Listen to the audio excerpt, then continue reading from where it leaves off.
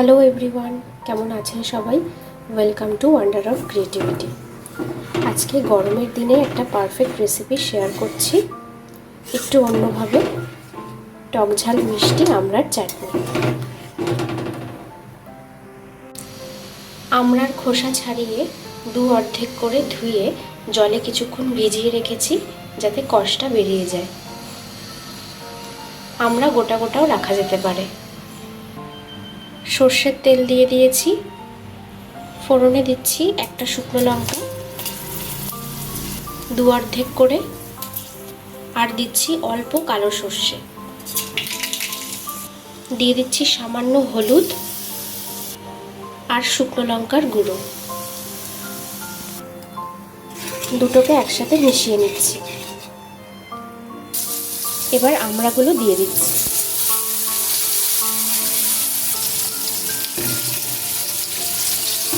আমড়াটা কিছুক্ষণ ভেজে নিচ্ছি।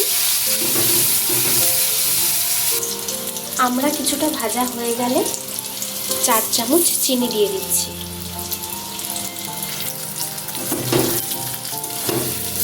এই চাটনিটা টক ঝাল মিষ্টি হবে। যারা বেশি মিষ্টি খান তারা বেশি চিনি বা গুঁড়ো দিতে পারেন।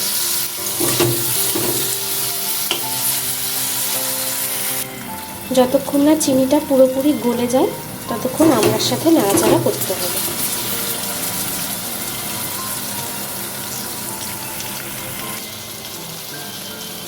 চিনিগুলো পুরোপুরি গলে গেছে, এরপর আমি জল দিয়ে দিচ্ছি।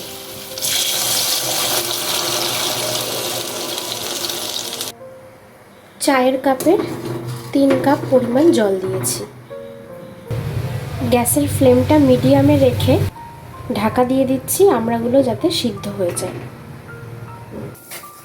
5-7 মিনিট ফুটিয়ে নেওয়ার পর ঢাকনা খুলে এবার নুনটা দিয়ে দিচ্ছি। অল্প নুন দিচ্ছি। নুন আগে দিলে আমড়াটা গলে যায়, তাই আমড়া সিদ্ধ হওয়ার পর নুনটা দিলে ভালো হয়।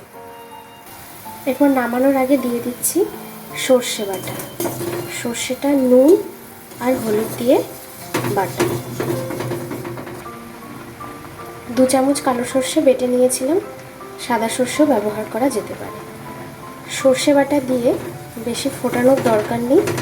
কিছুক্ষণ নাড়াচাড়া করার পর গ্যাসের ফ্লেমটা অফ করে দিচ্ছি।